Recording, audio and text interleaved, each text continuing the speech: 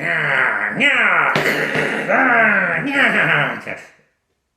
don't worry, don't worry. You won't actually get hurt, little buddy.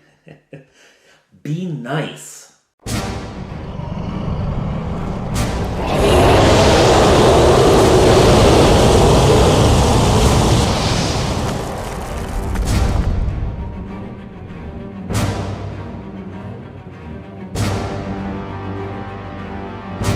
Hello, everyone. I'm Father Aaron. Welcome to The Dungeon Minister. This is a special episode. The other day, I sat down with Joe from Green Oaks Gaming. His channel goes into theory and practice and how to become a better DM, to improve the game. He talks very seriously about game mechanics and game theory, whereas I mostly do, silly voices and goofy stuff. But anyway, we had a good conversation. We talked about world building and dungeon design. The sort of intense things that DMs pore over and carefully design and calibrate dungeons and power systems and all that stuff. And then the players just ignore and we have to make something up on the fly anyway. But we had a good conversation and wanted to share that with you today. So here it is, my talk with Joe over at Green Oaks. I hope you enjoy it. When you're going to design an arc, and you want to design a campaign, we're talking about a high-level thing you want your characters to be following in this world for a while. I have found so much quality in mining the historic events. Just as the saying, the truth is stranger than fiction, right? Very much. So to find the big thing that's happening in the world that maybe your low level characters are too weak, they're too unimportant to influence, but they're going to get carried along by it. And you're thinking like Luke in Star Wars was nobody at the beginning of Star Wars. He's a moisture farmer on a dead planet, right? Frodo is just this little hobbit off in a place that nobody's even heard of, most of them, These characters aren't big, important people, but they get swept along in something. So thinking of the big scale stuff, what is the big stuff that's happening? And that is, movements of armies. That's a change in the climate. That is the death of a great leader that upsets an entire kingdom. And then thinking, how does that filter down? So, Frederick Barbarossa, invaded Italy to try to get the Italians to love him, and then he drowns in a river. What is that going to do? What's the death of the emperor going to do? The Germanic tribes sweeping into the Roman Empire. How is that going to upset things? Where are the people that they displace going to go? Because they're going to get kicked down the road, right? Yeah. I find if I start with something on that level, whether it's out of history or it's something that I'm making up, I can then follow through the thought process of, well, what is that going to do to, Joe Magic User, who's just got his shiny new spell book and he's got his 2 spells and he's all ready for adventure. Well, what's that going to do to him? Yeah. Yeah. I actually appreciate you saying that, because one of the things that I think about is how real events shape some of my storytelling as well, because there is so much wealth, that is even now still being discovered. I think about recently I read an article on some digging they're doing in Pompeii, and they uncovered, a big villa and a food stand that had, murals painted on it and everything. And again, thinking about effects like that, when that destructive piece happened, what did it do for the rest of the regions and everything? And of course, the people that were involved, but yeah, how does that affect things? And that's one of the things I think about a lot as I'm writing what I call my backbone of the story is, what's the big catalyst that nobody is going to be able to have an immediate impact on, Right. but it is going to be that narrative that drives forward, that eventually, in some way, shape, or form, will be a confrontation to the characters in their development. So, yeah, that's great. It starts them on a journey, and because we're playing, fantasy, we're not playing reality. The real world, that little magic user with his 2 spells ends up getting squashed, right? Right. But because we're playing fantasy, eventually that little magic user rises to be someone who does impact the world, but they get there slowly. The other thing, I mean, you talked about that the fruit stand in Pompeii. There's this massive event, but that's someone's fruit stand. That's their little business, and someone bought their mangoes there. Do they have mangoes in the Mediterranean? I don't know fruit No. geography.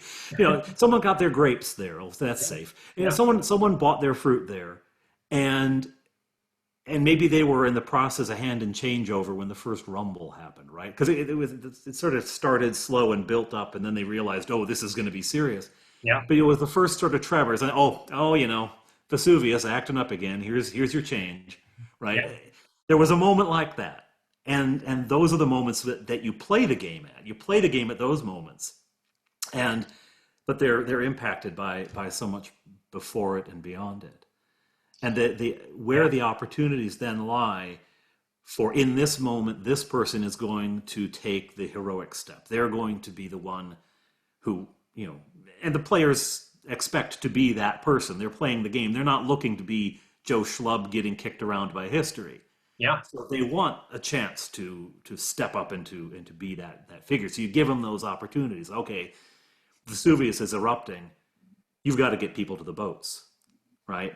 That's today's adventure. Just get people to the boats. Yeah, absolutely. Absolutely. I think one of the kind of interesting things too, as we're looking at story and building story, again, looking at that high level piece, what are those big moving and shaking pieces? One of the things that I find very interesting, and it may be different, but in today's realm, is there is a large amount of players that initially start where they don't care what the story is as long as they get to play. Yeah. And I really try to make those themes, when I'm first putting out, the start of a campaign or a new adventure, anything like that, I really want to give those big details of what's going on. And it's interesting to me how a large amount of people just initially they don't care about that. It's just they focus on, my character and what it is. But through, that being the catalyst of the start of the adventure, Mm-hmm. having them then understand the impacts that single event has draws that deeper appreciation for it later. I just think Right. it's an interesting balance that I've seen between players. Some of them really want to know the story so they can build, the optimal character to address that story. Some of them, they don't care what the story is. Right. So on ones like that makes me think of that fruit vendor. He doesn't really care. He's going about his day to day. That's just a non-issue. Vesuvius is just a non-issue. Yeah. Until it isn't. So it's an interesting, I guess, thought process that I've noticed from players. And the great thing about the players who don't want to know the full story is that, if you're a fruit seller in Vesuvius, you don't care, but eventually you're going to have to. And so the potential to unfold it slowly. The emperor is moving. The emperor has passed, but that something big is happening. That much. There's a big event happening. Maybe you participate in it, but you're participating as one of the hoi polloi. You don't know what it's all about. You don't know the inner struggles. Maybe you see the emperor up there on the dais with his family. You don't know that there's a power struggle within the family. You don't know that the uncle is scheming to murder the emperor. You don't know that the cousin is in love with, you don't know that stuff. You just know there's the emperor. And so that stuff begins to slowly unfold. You find out. So there's suddenly a whole bunch of Germanic, tribesmen rushing around killing people. You've got no idea what's behind that. You have no idea what's driving them forward. So that begins to unfold slowly, and the character discovers the world, sometimes along with the DM. I mean, like I said, I shoot first and ask questions later. I design adventures and then think, okay, how does that, what does that mean? I'm getting better at this. When I was a teenager, when I was gaming as a teen, I just wrote stuff and there. But now sort of retrofitting it and saying, okay, well, oh yeah, that can be something. So I've written things in this latest campaign I'm doing with my kids. I took some care to plot out the world, to plot it out, but then later I would write something in and say, oh, maybe that could be connected over here. And so even as they're discovering it, I'm discovering it, right? But if you do that groundwork of the big world stuff, then those opportunities become more frequent and more rewarding because it pays off. I mean, there's nothing better than laying something down in an adventure and then 3 sessions later, 6 sessions later, the players go, oh, that's that thing. That's that thing we did. That's a great feeling. Like you just lay it down and then they pick up the connections. You don't have to spell it out. They pick it up. Yeah, That's what's so much fun. Absolutely. I think one of the things too, when we look at story building, like you said, I'm kind of the same way too. I like to have, I do call it my backbone and then a couple of ribs so that I can keep things, planned out a little bit, just so I can do, some of the pre-work and have things tied together and, be of the same form and body. But for the musculature and the flesh of that story, I really do rely on the players to help fill that in because, just on the Vesuvius example, if while they're working on getting, people on the boat, whether or not they get on the boat and which boat is going to make a big impact on, the next part of their adventure. Right. So, and if they cheese off the captain as they're doing it. Right. Right. So much story can come from, just those initial pylons of what we want to build. I found that as things like that progress too, not only does it help because the players don't feel railroaded, but that starts drawing them in as well, because then they start, having to live with the choices that they make as their characters. And, there may be times where they're second guessing, well, maybe I shouldn't have gotten on this boat. I should have gotten on a different one or whatever. But having their interactions actually make a difference to the upcoming adventure, really, that's where I start seeing, the players who don't initially take that vested interest and want to know that big picture piece. That's where they start getting drawn more and more and more into it. As every piece that they plug into that story has a dramatic output on the development of their characters. So it really does become something that's cooperative and, really reliant on their participation to unfold. So I think it's great. Yeah, I like that term, dramatic output. Like it's a deliverable. Here, you've put in these choices and you've made, and here is the resulting, victory, loss, tragedy, comedy, whatever it becomes. This is what's coming out of it, and the living with consequences bit. I mean, I had my boys went on an adventure when they ended up starting a war. I mean, essentially. Yeah. And it hadn't been something I had planned or thought about, but they were certain it was going to happen. And I thought, well, maybe that's a logical consequence. So, okay, there's a war, right? And so, yeah, it's a whole other chapter. But because there was a frame of, what's going on, it fit. Now, the thing in this, though, is I also like your classic side quest kind of thing. You're playing your main campaign. We had several adventures fighting gnolls and kobolds. We had a group of kobolds who'd been taken over by gnolls, and so the gnolls were bossing them around and running the show. And we'd have, I don't know, 3 or 4 sessions on these gnolls and kobolds, and we're just kind of getting tired of gnolls and kobolds. So I started throwing in just a side quest here and there, and they weren't massively tied to. In fact, they could have not happened, and the adventure still the main arc still would have happened. But I like to, when doing that, then find something that can. So it's still set in the same world, So I had one in the sewers of a city that's south of where they live, and my whole thing is a mini ice age that's starting. It's either been started by a white dragon, or the ice age has allowed a white dragon into the area.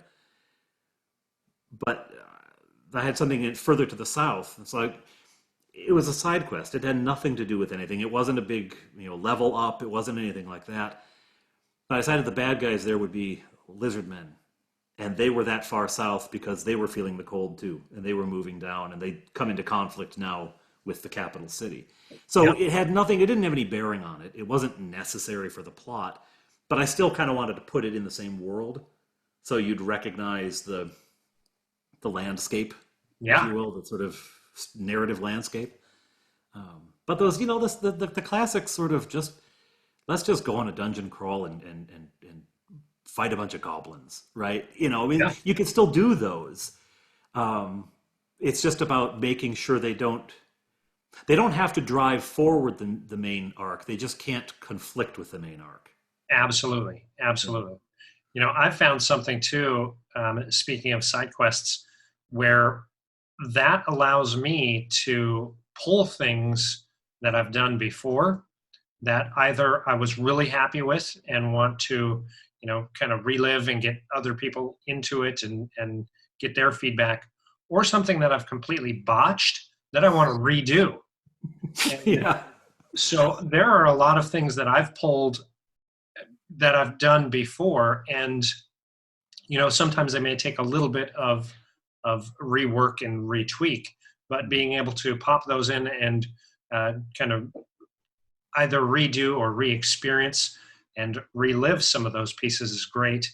And I agree 100%. Having it be not conflicting and not so out of place it's jarring is super important to keep those interest levels really high and keep engagement good, because people can burn out, especially if things are going too fast or too repetitive, and especially with a lot of the tropes that can come up, whether that's by our GM design or by player action and desires, however it can happen. Being able to break that up, I think, is super important. Yeah, and you want to keep the stakes have to keep mattering, Yeah, right? So if you've got this balance of power problem, and then suddenly you drop in a dungeon with 150 goblins, well, where were they when the wars were raging? Why haven't they been a factor yet? And so yeah, you just have to find ways to make it happen that doesn't totally disrupt the whole balance of it, right? You don't. It still has to make sense. It still has to make some sort of narrative sense, right? yeah. As we're talking about that, sprinkling in some of those and starting with our initial story ideas, I've noted that for me, as I'm working on some of my dungeon designs, a big part of that initial story I use kind of guides me. So going back to the Vesuvius, that first adventure is going to be getting people through the market, through the city to a boat, and then some type of a boat adventure, and then some type of a beach or shore adventure, whether that's a new area or something that, I mean, there's so many different directions you can take that, but Yeah. having to start planning out how I'm going to design the areas for my encounter directly correlate with that, because they also have to make sense. They have to not be breaking, and they have to still be challenging enough to keep the stakes high and keep that story moving forward and the players able to develop. Yeah, it has to the individual dungeon has to be consistent with the world. It needs to have some resonance with it, and sort of emphasize. Say need to. No, you don't need to. You could play a random bunch of dungeons, and it's a lot of fun, right? For people as story obsessive as Guilty. yeah, there we go. For us, its form and its function have to work. Right. I mean, if you go into a set of caverns and they're supposed to have been made by the dwarves originally, well, then there should be quality stonemason work. There should be good stone cutting work. It should be quality. But then later they were taken over by goblins. Well, there you should begin to see where they've made alterations and repairs, and it's not as Exactly. good. Yeah. Yeah, it's sort of like it's cobbled together a bit. It's strong, but it doesn't look good. They don't care how it looks. It just needed to function. Right. If it's a kobold layer, then there's going to be murder holes. There's going to be ambush spots. As opposed to a place that the kobolds have been stuck into that wasn't theirs, that they didn't design, and then they have to improvise that kind of stuff, Yeah. right? Yeah. So yeah, the place has to, in order to fit into this story, it needs to speak the same language. So your beach at Vesuvius, are you landing on a friendly shore? Is it a rival city? Is it a rival, is it, Vesuvius is a historic place, but if you're going to transport this to a fantasy game, maybe the next island over is unfriendly. Yeah. Very much. So how's that gonna shape your decisions in the boat? How's it gonna shape your decisions once you land? Yeah. And how will it be physically different than the place you've left? It's safer, presumably, but yeah, all those things start to shape the rationale for the design of the dungeon. Yeah. I noticed when I was younger, I used to use so I've gone through all the editions. Basic and advanced are the two that I spent probably the most time in. Right. And one of the things that I really liked with advanced was the random dungeon generator. And I can't tell you how many hours I would spend just randomly generating dungeons off the charts. Yeah. And every time I'd go to use them, they were so random that they didn't make sense to use. They didn't have any type of tie-in to my game world. They were just so crazy and out there that I ended up every one that I ever did, I had to redo to make it fit. So thinking about that ahead of time is so important to, I think, not only save time and energy, but also to keep yourself engaged, because there were plenty of times where I would just absolutely get frustrated and want to stop and not play for 2-3 weeks at a time. And so having that kind of forethought about your world and the story and how that's going to impact the locations and encounter points is super important for the GM, I think more so upfront than it is for the players. Yeah. Have you ever designed some rich, complex encounter and then your players just play right around it? Oh, absolutely. Yeah, it drives me nuts.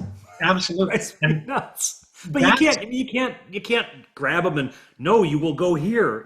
They have to be able to make those choices, and then you end up on something that, okay, well then you're in this place, and so some wolves come by, right? So they decide not to go to the orc island. They decide to go to this other island that you drew as a blob on the map, but you've got no idea. yeah, And so then it's roll wolves appear. yeah, Wow, why yeah, not? So there is a place for the random. There is a place for the random. I think when making a dungeon, and I sometimes will look at the random monster tables, right? The wandering monster tables, and I almost never use wandering monsters because I plan wandering monsters, right? Like yes, I say, at this time there's a creature that's going from point A to point B, and depending on how long you take to get there, he's going to be somewhere on this route, right? I'll go there. But when I do use a wandering monster table, I'm rolling it and saying, well, there's no reason for a flock of sturges in this place. We're 3 levels underground. How do they get food? How do they get air? I mean, no. yeah, So I just end up, doing the work anyway. That's yeah, my own obsessive compulsive nature, though. I have yeah. to admit. Same thing. I think one of the uh, that I found early on, it really frustrated me a lot as a as a, I do a lot of home brew, more so than I do published material, Right. unless I'm at like conventions or anything. But one of the frustrating things for me was, as I did design something really rich and spend a lot of time thinking about, the encounter and the monsters or villains that I put in it. There were times where I would go through and give details about why this stone mural has these fancy tiles in it, and it was all kind of going back to one of the characters' origin stories where they only had this one color of soil. They didn't even, I mean, in and out in 2 minutes kind of deal, and Yeah. it was very frustrating for me. But I found that one of the big bonuses for me is, one, being able to pull things and use that, I've found really helps. But then the second one is, unless I have a very committed idea and group who really speaks about what they want to do and what they want to accomplish, I've learned to read my players and know kind of the levels of details that I should put in based Yeah. on them. Yeah. So being able to, really, really have that kind of empathy and table read, I think definitely helps. And then finding ways as you're putting in some of those details to make it meaningful for the player more so than, just the world or the character can be good. They just all have to blend together again to that world and the story to have a positive impact. Yeah, yeah. Knowing your players is a huge thing because I mean, I played with my kids, right? So I've got an 11, 9, and 6-year-old. I'm not doing any complex court intrigue about love affairs and incest. I mean, that's just not going to fly around my kitchen table. Right. But that the thing about those details when they don't get directly picked up, there's a couple of things that, on the one hand, as you say, you can bring it back later, right? Because it got glossed over. Great. Well, I'll just package that up nicely and include it in some future adventure. The other thing is, um, I don't speak or read any of the Elven languages that Tolkien developed for Lord of the Rings. I can't speak the Black speech of Mordor or the Dwarvish languages. But the fact that they're there adds a depth. I mean, it's not even something. It's not even words you read on the page. There's a depth when he describes things. It may not appear in the description, but you know that there is a wealth behind that. And so it comes out just as the air you breathe. And so they may not pick up that this color was the color they only had back then and all that. But there's a richness to the environment that they wouldn't be able to put their finger on, but does make it a better experience, I Yeah, think. absolutely. Absolutely. Yeah. And that's one of the things that I found is, the more uh, immersed we get the players, the more invested they are, the more engaged they are too, which is a huge boon for us. The time that any GM spends in both prep and execution, the reward for me, anyhow, especially, is when the players are just as excited to game as I am.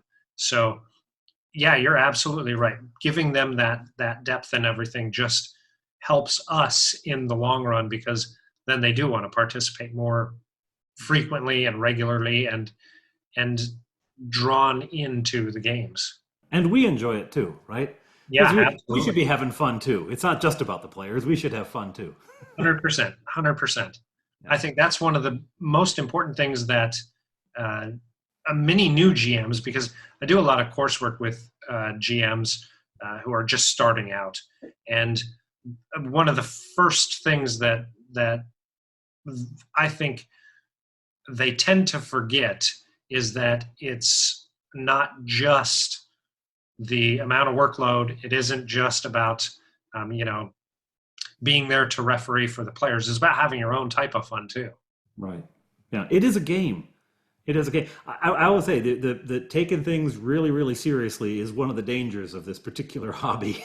Oh It's, yes. there's I love geek culture. I do. I'm a longtime member of the geek culture, but there is nowhere else than geek culture that cares whether Kirk or Spock or Kirk or Picard was a better captain. Who cares? Neither of them exist.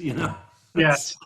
Yes. When people say, well, that's not actually what red dragons do. They don't exist. Yeah. They can do anything. It's a game. Yeah. So I always like get myself worked up over these things, and I think, okay, give yourself a break. It's a game. Yeah. Is it fun? That's all it. Is it going to be fun? That's the big thing. Yeah, absolutely. Absolutely. I think for me, one of the exciting things for me too is being able to, having a background where we played a lot of different RPGs. It was always nice too, because if we ever got into area where, people got too invested and too emotionally, connected to their characters or things like that, being able to pause and keep our schedule and play a different game, whether that was, we did a lot of Star Wars, we did Star Trek, we did a lot. And those kind of things were nice to be able to break away, still be rolling the dice and role playing and everything, but in a completely different capacity was so fantastic. One of our GMs would do Gamma World, so we're still playing, in the D&D world and Right. everything like that. I think that's one of the benefits to not only so many opportunities for different RPGs, but even different editions. Because for me, I can easily go and play, whether it's something out of the BECMI, whether it's advanced, and it's so different. It's so varied from, 5th edition that it's like a restart button. I love it. Yeah, there is enough variety, even as you say, between editions. Even if you're going to stay in an edition, to take a break and play. So I've got a homebrew campaign that my boys and I play, and my wife, and we're several weeks ahead of where my videos are because I didn't start making videos for a while. And I wanted to kind of close the gap on that because I start to forget. I'm recapping these things, but it was 2 months ago. Sometimes I don't remember. So I said, guys, how would you like to play the Horror on the Hill module? Nice. I very rarely do modules. I didn't when I was a kid, and because I couldn't afford to buy them, and I don't now. But I thought, what we'll do? We'll roll up a whole new set of characters. We'll just pause your 4 where they are. We'll roll up a whole new set of characters. We'll take them through Horror on the Hill. Then, when I'm getting close to catching up with the videos, then we'll restart the campaign and we can keep playing. Yeah. So, because it gives a break. You get to a point where you're really concerned about what this character is doing, and it's like we need to step away. We need to step away for a little while. Yeah, definitely. I played Vampire when I was in high school, early university. Same. I can't remember the full name. It's Vampire the something. Vampire the Masquerade. That's it. That was a fun, gothic. That was a fun game. That was a really cool game. Yeah, very much, very much. I enjoyed that. One of the things I did on that one was when I designed the world we played in, I had us play essentially on the campus, so we all knew where things were, and I didn't have to make a bunch of maps. Right. Very smart. That's really helpful. Very smart. I don't have to invent the wheel again. Well, I know we're running out of time a little bit. We are, yeah. And what are your closing thoughts on both story arc and dungeon design, and how they rely on each other, help each other, and give us the kind of framework for what we do? Something I was thinking about the other day was how you can go. I mean, I talked about very much about finding those high level things and letting it trickle down. And then I did just the opposite. Because my boys wanted to play the game. They never played before. I designed a dungeon thinking it would be a one-off, and then they wanted to keep playing. And so you can invert that relationship. It's possible to invert the relationship, invent the dungeon first, and then say, well, what kind of a society would make this thing, right? How do they relate? I think that my primary guiding principle in it is a cohesive language. And I was thinking of the Lord of the Rings, the Weta Workshop folks, when they designed the armor for the elves. They wanted to make it look like the armor and the weapons came from the same world. And the armor, the weapons, the costumes, the buildings, everything needed to feel like it was part of the same world. And so I try to find that through line with my stuff so that you could conceivably stand on that beach and see those boats. And that as that fruit stand is being engulfed in lava, it isn't sticking out of the landscape like it doesn't belong there. The boat you're about to get on feels natural to the people who would buy their fruit at that fruit stand. They'd get on this boat. The design of it, the uses of it, the way people interact with each other fits. It works as a world. Yeah. And that can be something as simple as, whenever you've got a dungeon entrance made by a certain group, the orcs, they're always putting these skulls over their entrances, something like that. Things that tie in, or finding, again, Tolkien, the white hand of Saruman, right? Or the red eye of Sauron, and that those things become staples, touchstones. Yeah. And they tie the world together, and they give you a mental map of where you are. Because then, when you pull from the micro to the macro, or go from macro to micro, it still feels right. It still feels like it is integrated. But maybe the biggest thing, maybe I keep saying my main thing. Maybe the biggest thing is just have fun with it, right? Do it because it's cool, and then find a reason for it afterward. I think that was a great point too, of not only keeping it fun, but being able to go both ways. I think one of the biggest things that I've learned over my years of gaming, that really still, as I'm trying to pass on, knowledge and experience and everything, is that each of us is going to do it a little bit different. We should be able to pull our inspiration from a multitude of places, but put our own stamp on it and make it come from us. Yeah. So when we're thinking about, you called it out great with the different symbology and how, the orcs are putting the skulls around the caves and everything, finding something that we can make truly our own and unique and different and consistent, whether that's, so for me, I have in every single town, there is the same inn with the same staff. And I've got it nailed down. I've been doing it since '92. Everything is the same. And it's become like McDonald's. It is my McDonald's of my game world. And it's something where at first it really throws, especially newer players, really throws them off to have this chain piece. But by the end of 8-10 sessions, depending on the style of thing we're doing too, and that's such a homey piece for them, and they don't experience it anywhere else in any other games that they go to. Right. So it's my way to leave my stamp on my game world, and then have it really mean something to the players. I like that. Every town's got the same thing. Well, you know what to order, right? You know what you like. Absolutely. Every time, that consistency, it's all about that. And we've even had it to where they've gone a couple of towns trying to see if it's, magically transporting.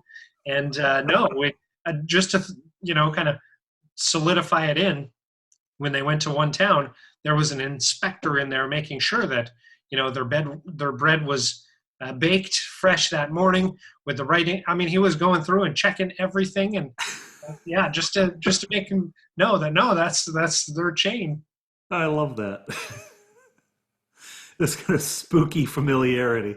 Absolutely. We did leave that town, didn't we? I swear we just walked for 3 days.